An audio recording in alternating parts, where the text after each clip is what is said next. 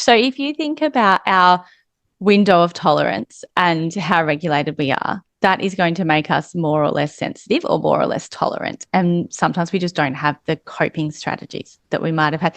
If you're feeling sick or if you're feeling really tired, the lights seem brighter, the noises seem louder, that scratch just seems to irritate you more, where you might not have felt like that previously. So think what I really like to describe it is when we're thinking about, I guess it's sort of playing into that regulation too. So we've got our sort of window of tolerance of how much we can cope with before we maybe go sort of have an over-responsive reaction or we sort of shut down. So if you're already feeling closer to that level of dysregulation where you're feeling like you can't really tolerate a little bit is going to feel like a lot. Welcome to the ADHD Families podcast. I'm your host, Sharon Collon, an award-winning credentialed ADHD coach and consultant and mama and wife to a very ADHD family. I am seriously obsessed with making life easier for people with ADHD and those that support them. My business, The Functional Family, provides life-changing support and strategies for ADHD. I particularly love anything that saves time, decreases conflict, and creates space for fun. Do you want a life with your beautiful family that is more functional, fun, and full of joy? Let's explore together the wonderful and sometimes wacky world of family life with ADHD in the mix. Welcome to the ADHD Families podcast. I'm your host, Sharon Collon, and I'm so happy you are here. Have you ever been told that your child is a sensory seeker or a sensory avoider, or perhaps there's chatter about sensory profiles? Not know what that means 100%, or if you do, how do we incorporate the strategies into our everyday busy lives? To chat about sensory profiles, I've brought in the incredible Rebecca Torpie. She owns Sensory Smart Kids OT, and she is an absolute gun in this space. I can't wait for her to share all her practical tools that she discusses in this episode. We're chatting about sensory profiles, what that looks like for our kids with ADHD. We're talking about how it manifests in children with ADHD compared to neurotypical children. We're talking about sensory seeking and sensory avoiding behaviors, and also some of the most common sensory challenges and the strategies we can do to support our gorgeous kids. We talk about things like weighted blankets and all the Facebook ads that we get for sensory tools, and where we should invest our money and what we should skip for the time being, and how parents can use sensory tools at home to be able to support their kids with behavioural challenges as well. It is an absolute cracker episode, and I can't wait to share it with you. Let's get to it. Welcome, Rebecca. I'm so excited to have you on the podcast today. Thanks for having me. I'm so excited to be here and to be able to shine a light on sensory processing and how you can understand your child's sensory preferences and make that a little bit easier for your family to be able to manage in their day-to-day life. Oh, it's going to be such a great topic. And I've already heard, and we've had chats before, and I know that you are an absolute gun on this topic, and I can't wait to share your knowledge with this audience. But before I get too excited, can you tell me a little bit about your background and what led you to specialize in sensory processing and occupational therapy? So I went straight into OT after high school. It was my first preference at uni. I grew up in a little country town where we really knew everybody. So you sort of knew you were able to speak to all the old people, all the young people. There was no special school. So if there was any children that had disabilities, they were in the local primary school with us. And it was just very much part of everyday life. So I think being exposed to that and just seeing how practical it was, and the idea that you could go in so many different directions. So I could choose one degree and that could be anything. And then I was introduced to sensory processing in my final year placement at uni. It just was like so many light bulb moments, and I just really found it interesting. I got more excited about it when I moved over to the UK. There's sensory integration practices, and I was lucky enough to work in one of those and do some further education, and I just loved it. It felt like I wasn't even working, loved looking at things through a sensory lens, and I knew that was something that I wanted to do, to be able to break things down, look at the sensory patterns, what's underlying behaviour and how we can change our environments in that way. I've just always really enjoyed that. And I think my favourite thing even when I wasn't doing SI, but just working with parents and being able to break down what is happening for their child on a sensory level, and that look in their face and the relief when they realize that, oh, my kid's not naughty. What do you? So I knew they were trying. And, just this relief that, okay, it's not that they're not doing the wrong thing. They're working really hard, and actually we can do something about this. Just that being able to give them that lens to look through to understand what the world might be like for their child, and it can just change their perspective and just give them so much more empathy. Many of our listeners may be unfamiliar with the term sensory profile. And I know it gets thrown around a lot, but I'm not sure that anyone's ever broken it down on the podcast before. Could you explain what that means and why it's particularly important for children with ADHD? There's two things to think about. So sensory profile is something that we refer to in terms of what you like and what you dislike. What are your triggers? What are your glimmers? What do you lean towards in terms of sensory input that you want?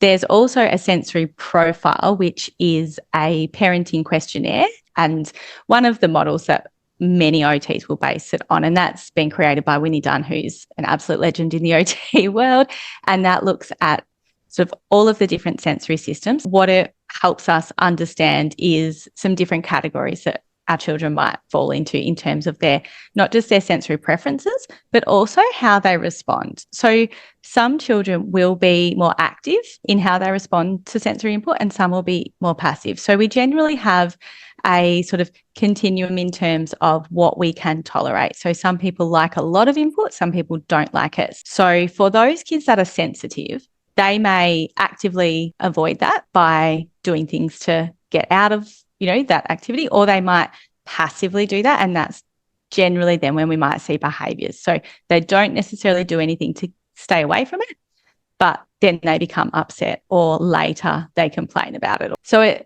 the sensory profile breaks it down so that we can see which areas they've got preferences in and which areas maybe they don't respond to as well. And then that gives us great information to take into school. So if you've got a child that always wants to touch things and really needs to have something in their hands, and they're the ones that are touching the person next to them, or they're picking at the carpet, or every time you go into a shop they're picking something up, or poking their sister, whatever it is.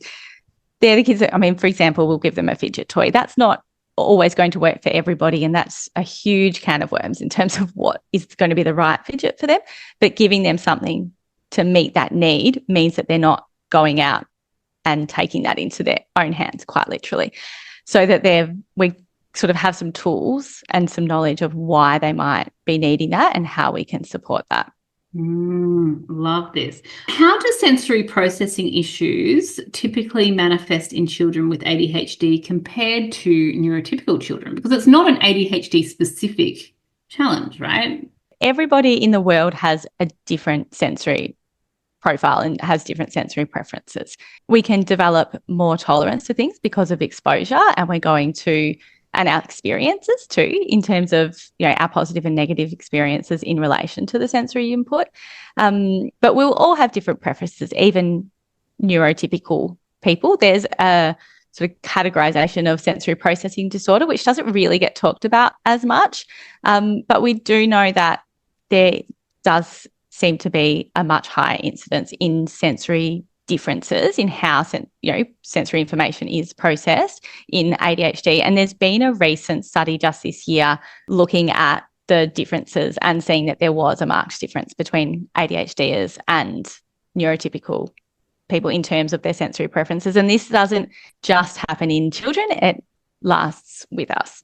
So they looked at differences. Some were more sensitive, some were more seeking, some had sort of higher thresholds and some had lower thresholds. So they looked at across multiple different journals, specifically at ADHD, because there's been lots of research into autism and sensory differences, but not as much into ADHD. And I think one of the things that we know with ADHD is the differences with our ability to regulate and that emotional regulation, and sometimes having more challenges with that emotional reactivity, and sensory inputs can have a huge impact on that. too. It seems to be like this, that we become over time sensory avoiders, and then our children become more sensory seekers. I've got my best friend was saying, she's like, you could go your whole day without being licked. I'm getting licked. She's like, I get licked. And we always have a bit of a giggle about it. But I'm wondering what role that overwhelm and burnout has to play in our sensory profile. Huge. So if you think about our window of tolerance and how regulated we are, that is going to make us more or less sensitive or more or less tolerant. And sometimes we just don't have the coping strategies that we might have had. If you're feeling sick or if you're feeling really tired, the lights seem brighter, the noises seem louder, that scratch just seems to irritate you more, where you might not have felt like that previously. So think what I really like to describe it is when we're thinking about, I guess it's sort of playing into that regulation too. So we've got our sort of window of tolerance of how much we can cope with before we maybe go sort of have an over-responsive reaction or we sort of shut down. So if you're already feeling closer to that level of dysregulation where you're feeling like you can't really tolerate a little bit is going to feel like a lot. But if you're maybe first thing in the morning and you've just been to the gym or you've read your favorite book or whatever it is that really makes you feel great and regulated and nobody's been putting these demands on you, and then your children come in for a hug, how much more do you want to accept that? Like, you're absolutely ready for that. Like, our regulation and our state of arousal can really impact how much sensory input we can tolerate. And that's where OTs can come in and support you. Well, and I mean, you can do this yourself. You don't necessarily need to have an OT explain this to you, but it can be really helpful. If you can think about what's supporting you to be more regulated before you're exposed to input that might be more challenging for you. So, for example, if touch, that tactile input, is something that you're finding is more challenging for you to process, it might be that you need to be doing more things before that. So that, especially that unpredictable touch. So the more dysregulated we are, the more we want some control too. So if you don't really like touch and then you're going out into an environment that anybody could be touching you, that's not going to feel great. So, for those kids that really don't like that light touch and they're going out into a crowd or they've got to line up at school, they've got to put their bags away or go and get their fruit snack and everybody else is in there, or you're in a shop or you've got, we've got to go and pick up your sister from gymnastics and you're standing at the door where everyone's trying to squish through. All of those little light touches, that unexpected touch, things coming from behind you, you've got no control, no aware of it, and it's really hard to sort of predict what's happening. So when you're going into those situations, so for yourself, you can do things to help you stay calm. But for those kids, it's really important to try to put into their, have those little micro transitions where you can put some really organizing input into them. And that's why looking at our whole sensory system is really important, to find out not just what the triggers are and not what does make us feel uncomfortable, but also what is it that makes us feel more grounded, that really helps us get into that regulated state, trying to get that in before you're dysregulated. If you think about sort of your band of tolerance and when you're up the top, that's where you really only need one more little thing before you tip over into the edge of feeling dysregulated, and then either pulling away or snapping or telling someone to go away. If we can try to put that regulating input in when we're lower, so when we're still regulated, we're bringing ourselves down and we're really improving our regulations so that we're going to have even more of those little disruptors that we can cope with before we feel too overwhelmed and have a response that maybe we weren't really wanting to, like snapping at our kids or just turning around and pushing the person that's done that, or whinging about it. Thinking about that regulatory input that you just mentioned, what would be some examples of that for people? Generally, and we need to know what works for people. With ADHD, we have an interest-driven nervous system, so things that you're actually interested in are really helpful. But in terms of sensory input, our proprioceptive system is sort of like our cheat code. So if you're not sure, generally that heavy work for your muscles and your joints is going to be really helpful. So that's triggering that proprioceptive system, which is our universal modulator. So it helps to sort of dampen things down when you're feeling too high and lift things up a little bit more when you're feeling too low in terms of your alertness. So that is things like pushing, pulling, deep pressure. So, like in here in the clinic where, we're jumping and crashing, we're on swings where we're pulling ourselves along, we're climbing up ladders. But at home, that can be, if you've got monkey bars, going to the park and running around, getting on your bike's a bit tricky because that's probably more vestibular input. So things where you're sort of staying in sort of a single line rather than lots of spinning and things that are more alerting. It can be pushing the shopping trolley. It can be carrying the groceries in from the car. It can be pushing furniture around, anything that really, gets those muscles to be working hard, and ideally that we're getting puffed. The other thing that ADHD kids seem to hate, and parents, is being told to take a deep breath. So if we can actually activate our body to the point where we need to be taking those big deep breaths, that's also really helpful. And if we can do that before we have to go into a more challenging situation, then we're going to be more readily able to cope with that when we're there. I remember my son's OT, who was fabulous, used to get him to do things like blow up balloons and like blow out candles and like move things along like little sailboats along by blowing them and things like that. Yeah, absolutely. I've got a session booked for this afternoon and we're going to be doing soccer, but blowing the little ball. So, using their interests, but let's get down on the floor, take some really big deep breaths and see how far can we get that ball to go, and you're going to push in against me. That's way more fun than let's do some deep breathing. And then we're also down on the ground, so we're getting that deep pressure. We may be moving around on all fours, crawling, heavy work. Things like, wheelbarrow walks to the bathroom before you brush your teeth in the morning, having crab races down the hallway. Those little things that you can add into your day, particularly in the morning, if you can get that impact put in before you even go to school, before those demands, and you're going into that really overloading environment where it's noisy and there's lots of different smells and sights and people are moving and you don't really know what's happening, then that's a great way for your kids to start the day. Like if you can walk to school, that's amazing, but it's not always possible. I'm thinking, oh my gosh, a lot of parents need to be clocking this as well. Like we're so hyper aware, especially in this community, so hyper aware of what our kids need, that we ignore our own needs. What are some interesting things that parents can do to perhaps remind themselves to check in on this?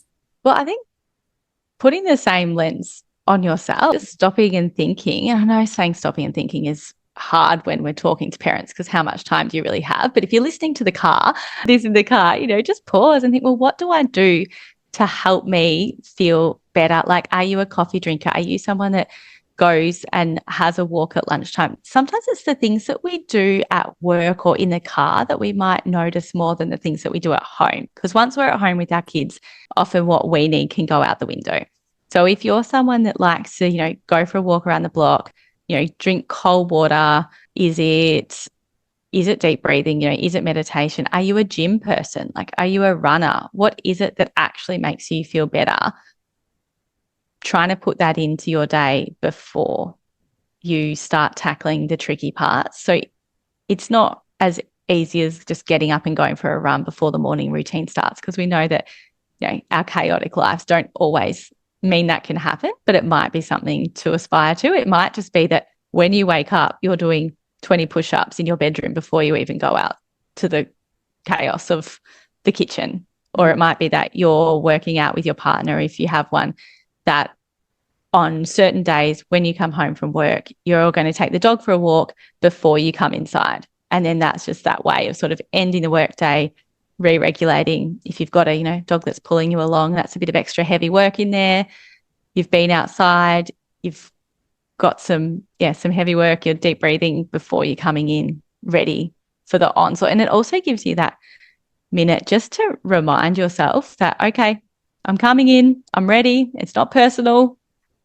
My kids have just had this huge day at school where they've held onto all of their emotions, and for a lot of our kids, they spend so much energy just concentrating on not moving, that by the time they get home, they need to tell you all the things that went wrong for the day or whatever you've done wrong. So even just having that minute to remind yourself that, yep, they've had a tough day. I'm their safe person. I'm going to take it out. So sometimes even, those words, those scripts can be helpful for us too. But also, like, if you are a parent that's sensitive to noise, loop, like, or some types of, headphones are really good.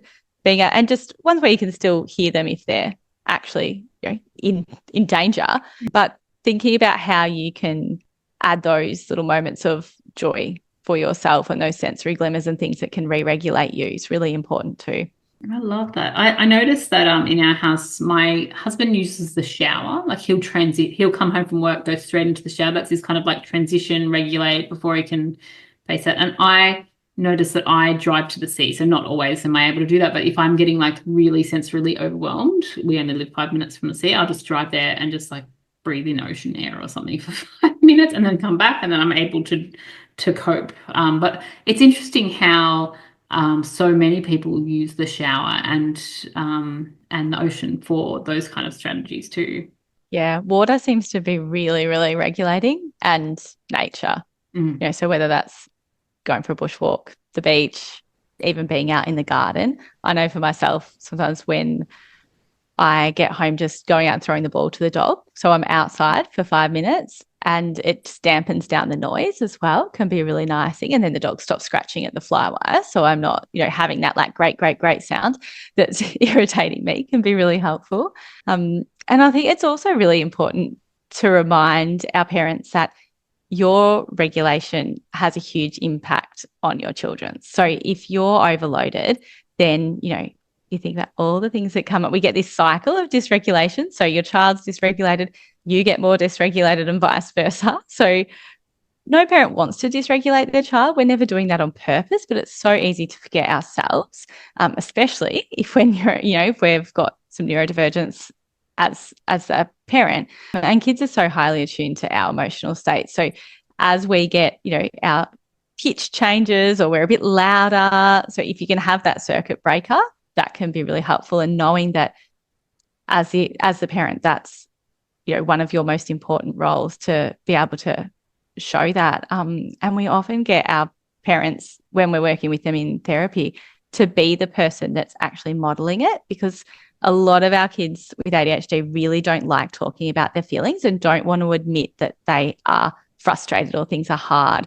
So often we get our parents even to sort of do it in over the top way of being like, whoa, whoa, whoa, whoa, it's so loud in here. Oh my goodness, I can't cope. I'm really overwhelmed. What am I going to do? All right, let's go. Shh.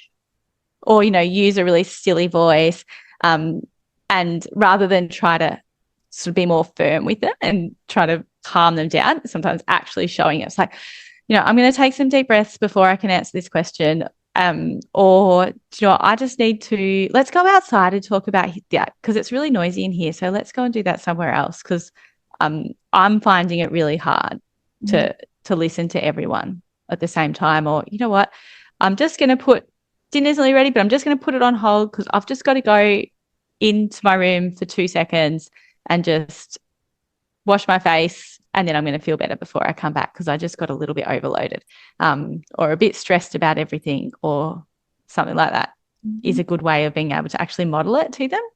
I love that, because I think, we sometimes forget we're so in the moment, right? Like we're going through the motions, that we can have such a powerful impact by showing that we're like, we don't have to have it all together all the time. Like it doesn't have to be this like big fake face. It can be like us saying, I'm getting a bit overwhelmed in here. This is a bit too much for me. So I'm going to go do X, Y, Z. And so I can come back and be a bit more regulated. Yeah. When I used to work with the zones of regulation with kids, one of my favorites was that we'd often say, has anyone been in the red zone?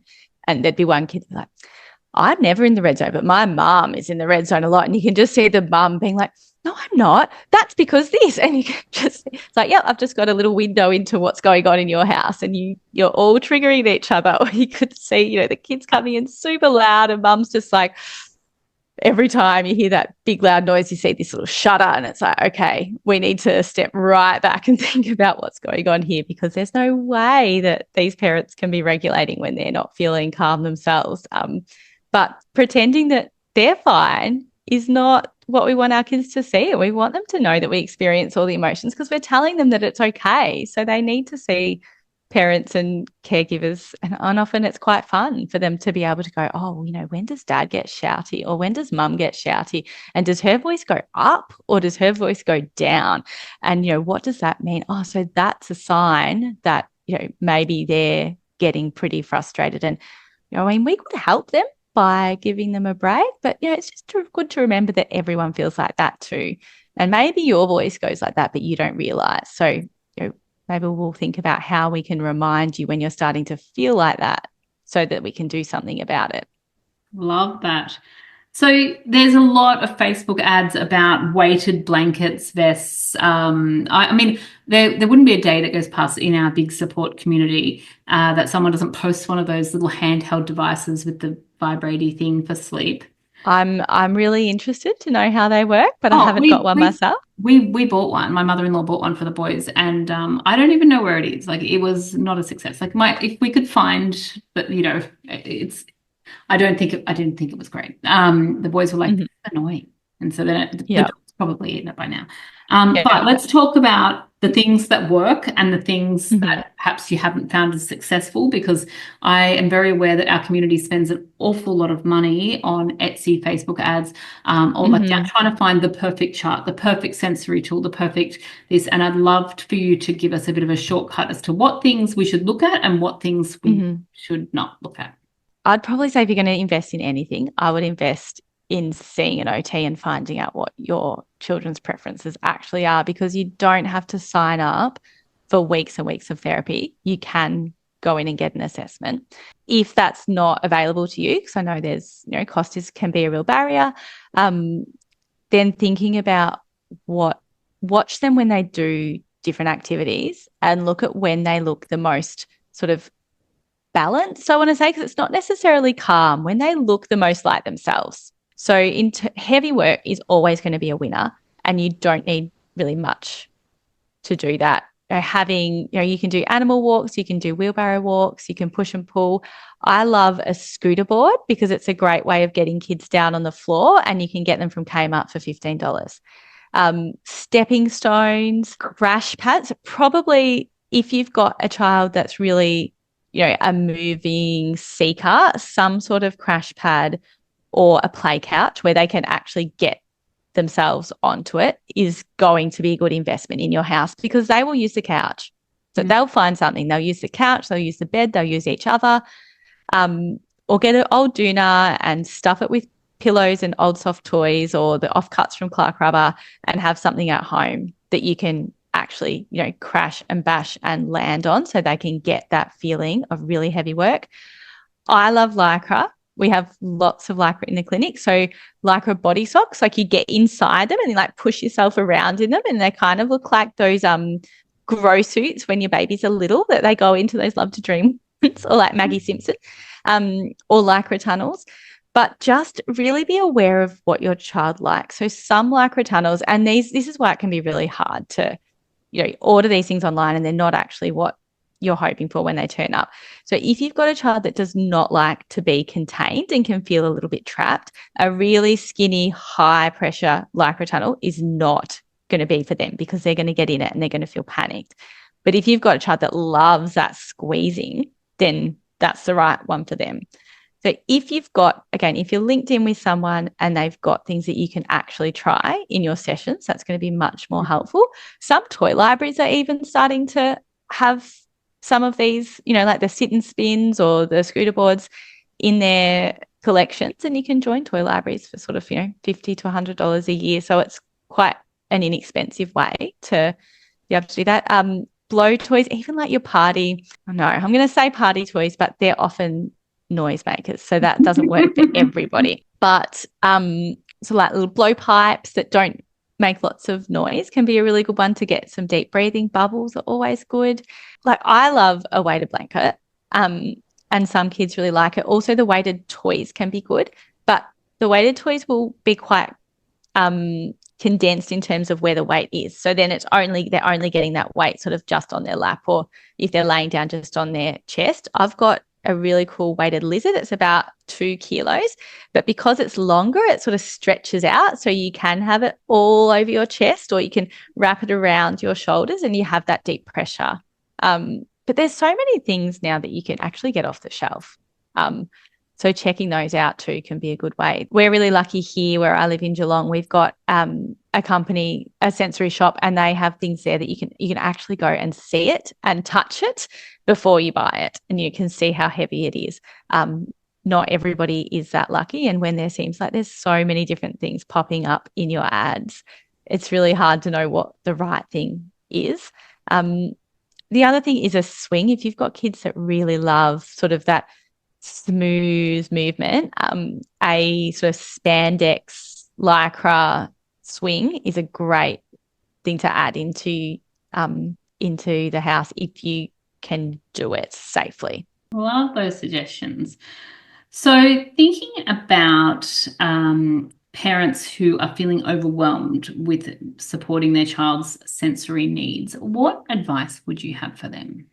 I guess it depends on the type of overwhelm. Are you feeling like just because their kids are, loud and busy and they're finding that's overloading their own nervous system? Or are you thinking more in terms of like just there's so much information and I don't know where to start?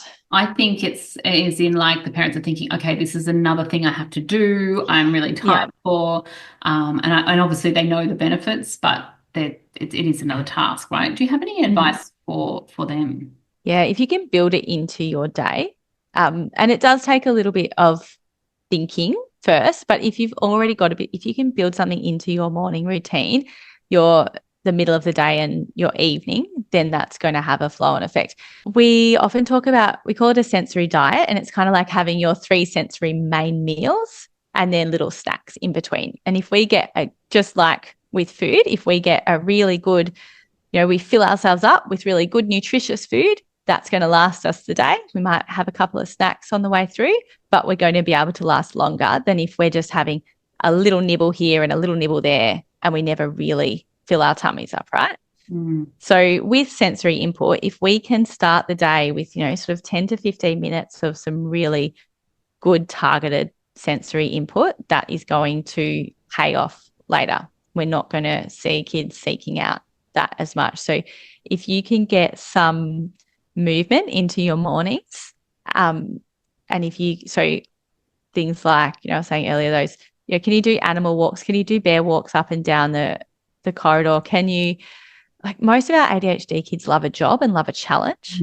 So if you can be, you're brushing your teeth for 2 minutes and your sibling's going to see how many times they can bear walk up and down the corridor, or, from one bedroom to the other, or how many push-ups they can do, or if you've got younger kids, how long they can hold a yoga position, and then we swap. And can we, while we're, maybe before we're getting dressed, we're getting, like doing some big body squeezes just along our body, having a bit of a, big squeezy cuddle. If you can do that in the morning, it takes, a few more minutes, but it should have a sort of a longer term payoff.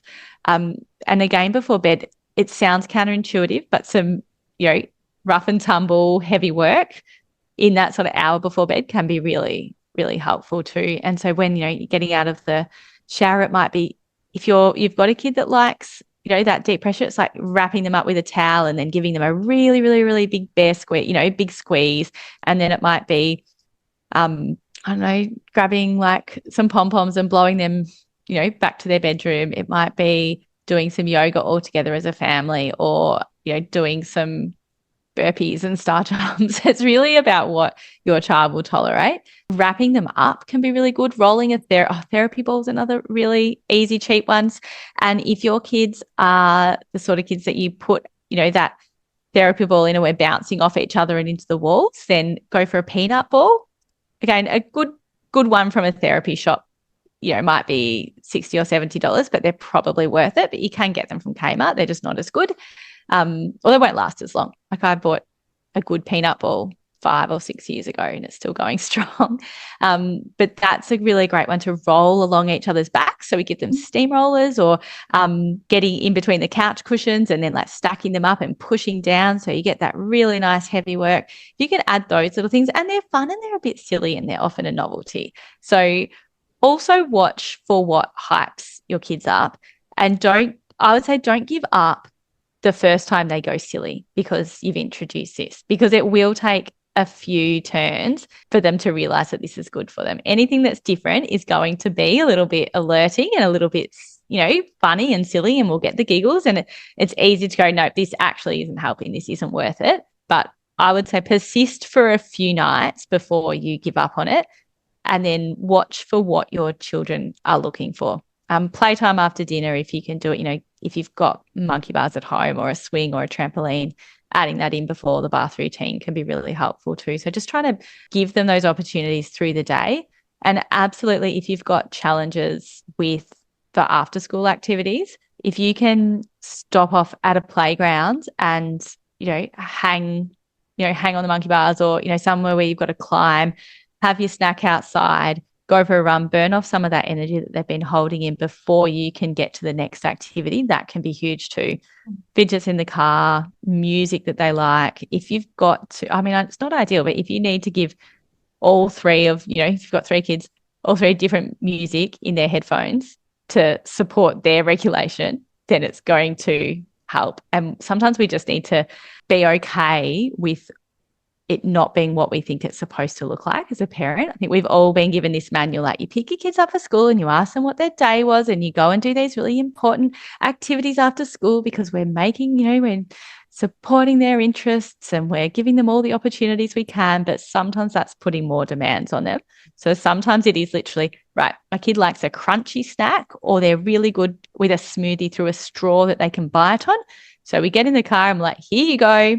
And then we drive and we don't even talk. And then they'll tell you when they're ready. So sometimes also lowering our expectations in those sort of high stress transition times, really important. I love that. You've provided so much value. If you were going to if you were going to tell us one thing you wish every parent of a child with sensory processing challenges knew, what would that one thing be? That there's no right way to experience something, and that we all have different sensory preferences. And if we can know what ours are and know what helps us, we are so much better equipped to thrive in the world. Love that so much. Now tell me, I didn't have that written down. I was like, of course, you ask all the guests that. And I was like, you're going to say, what are your final thoughts? And I was like, I don't have that. Oh, you nailed it. So tell me where people can find you. Our website is www.sensorysmartkidsot.com. I don't know why I didn't do an AU, but we're .com, and I'm Sensory Smart Kids on Instagram and on Facebook.